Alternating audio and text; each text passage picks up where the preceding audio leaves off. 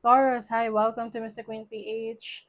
At titingnan natin kung ano parating sa inyo ngayong full moon in Capricorn or tinatawag nilang strawberry moon ngayong June 22, 2024, 9:07 a.m. Philippine time. So if you are, kung nasa ibang bansa ka, i-check mo na lang kung kailan yung eksaktong oras at araw ng full moon sa inyong lugar. And if you're interested in private readings, meron tayong link sa description at sa pinned comment. Paki-check nyo na lang. Okay, for you, Taurus, ang full moon ay mangyayari sa inyong ninth house. Ninth house is about foreign travels, self-discovery, higher education. So, maaring meron kayong mga gagawin during this time para, to travel para maliwanagan yung isip mo. Wow. Yung iba, no, may ganyang kakayanan na kapag namomroblema, pupunta sa Boracay para makapag-isip-isip, no? So, maaring ganon sa inyo. Maari ring you are undergoing transformation, spiritual transformation, nagbabago yung belief system ninyo. May mga pananaw kayo sa buhay noon na nagbabago dahil na rin sa mga naging experiences ninyo. Yung iba, pwedeng, siguro nag-iisip rin kayo kung i-consider nyo na mag-abroad or ino-consider nyo na babalik na sa inyong hometown. Kung masaya ka ba na nakatira sa ibang bansa, na tutupad mo ba yung mga pangarap mo? May nangyayari bang pagbabago? May growth ba sa situation mo? Nakatulong ba sa'yo yung pag-aaral mo ng mga bagong kaalaman? And yung mga practices na alam mong hindi na sa'yo helpful, ila-let go mo yon. For example, kung dati, pag ikaw ay namumroblema, nagto-travel ka, kaya lang, traveling, it also costs some money. So, minsan, na over budget tayo, tapos, hindi natin ma-manage na maayos yung finances natin. So, isipin mo, ano pa ba yung ibang ways na pwede mong gawin na makapag-relax, pero hindi ka naman gagastos ng malaki. Pero pwede ka pa rin naman mag-travel. 'Di ba? Things like that. Okay, so meron tong opposition sa Sun, sa Venus, sa Mercury, which is in your third house of communication.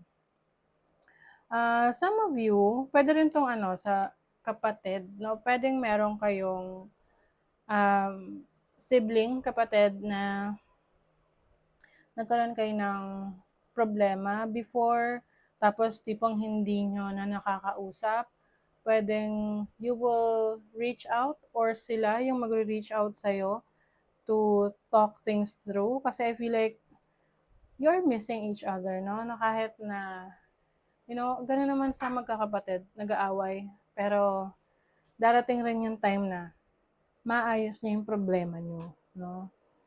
So, some of you ganun, pwedeng merong communication sa isang sibling,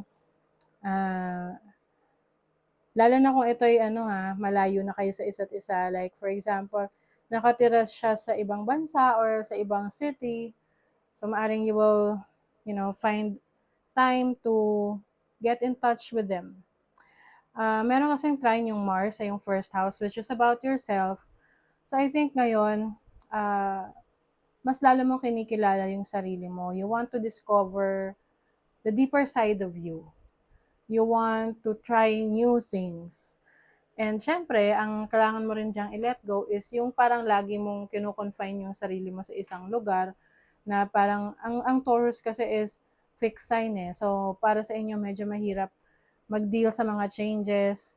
It's like you don't wanna go out or you don't want to discover other places. So, pwedeng yan yung nagbabago sa inyo ngayon na gusto nyo namang maka-experience ng something exciting. You want to connect more with a lot of people. Lalo na kung ikaw ay may pagka-introvert, no? It's part of your new experience. That's what I'm seeing, no? So, kumbaga may nagbabago sa iyong pananaw sa buhay.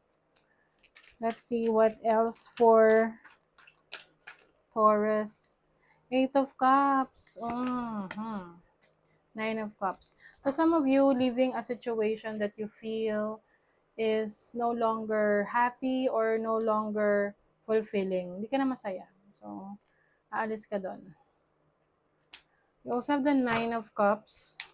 Yeah, I feel like hahanapin mo yung happiness mo. Yun yung bibigyan mo ngayon ng attention. You will find your happiness, what fulfills you. Some of you, this can mean parang independence, you want to be more independent, you want to, alam mo, hindi ka pinakikialaman ng iba. This can be challenging for you, pero magiging worth it siya. Okay? And it takes a lot of patience. Maaring meron ka mga goals na parang sa tingin mo ang hirap maabot. Pero eventually maaabot mo dahil na rin sa lakas ng loob na meron ka. Kailangan lang talaga you have to go out there. You have to get out of your comfort zone. So siguro yung aalisan nyo rito yung comfort zone ninyo. Aalis kayo sa comfort zone nyo. Susubukan nyo ngayon mag-explore. You have the 8 of Wands, the 9 of Wands. Yeah. A lot of action, a lot of movements during this time. Some of you, meron kayong i-fix, aayusin related sa finances ninyo. Kung kayo ay nagkaroon ng issues with money, kakulangan sa pera, or conflict with someone pagdating sa pera, I think aayusin niyo yung ngayong week na to. You will talk to the person para malaman mo kung ano yung dapat mong gawin moving forward. Example, merong may utang sa inyo and lagi niyong sinisingil na hindi na kayo nagkakaroon ng maayos na usapan. So I think ngayon, you will try to open up with this person at sasabihin mo kung ano yung totoong nararamdaman mo at kung ano yung pwedeng yung gawin para maayos, ma-resolve yung problema. You are adulting o yung iba sa inyo, namumuhay na mag-isa. Pwedeng umalis na kayo sa poder ng parents nyo. You are starting to live independently. Yung iba, may opportunity to become a boss. Merong leadership role for you. And of course, makakatulong rin na kayo ay merong altar. It's like a sacred space, a special space na pwede kang mag-pray, mag-meditate, and connect with your higher self. Ooh, okay. So, pwedeng yung iba sa inyo, sa relationship, meron kayong bibigyan ng chance. But be careful with this person kasi lalo na kung nasira na niya yung tiwala mo sa kanya. Tapos, nakailang beses ka na isang beses na bigyan ng chance, okay lang.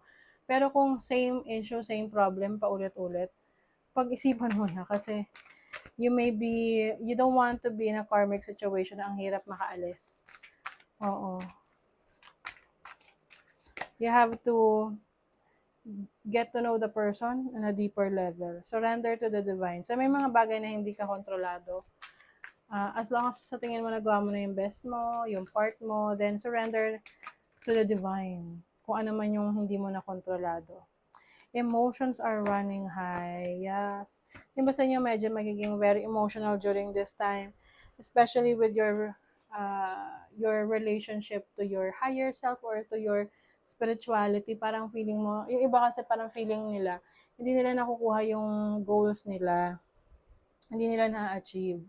So, you might feel frustrated. Speak your world into being. First quarter moon in Gemini. Yeah. I feel like you will connect more with a lot of people. Kasi you'll never know kung sino talaga yung magiging parang tutulong sa'yo in the future. Kung hindi ka lalabas, get to know new people, diba? you'll never know na mamimit mo pala yung best friend mo. Oo. At kung yung kapatid mo nagre-reach out sa'yo at mag-uusap kayo, hindi mo malalaman kung ano pa yung dapat niyo pa sanang na-settle kung hindi kayo mag-uusap, 'di ba? Okay? So, that is your reading, Taurus. Thank you so much. Bye.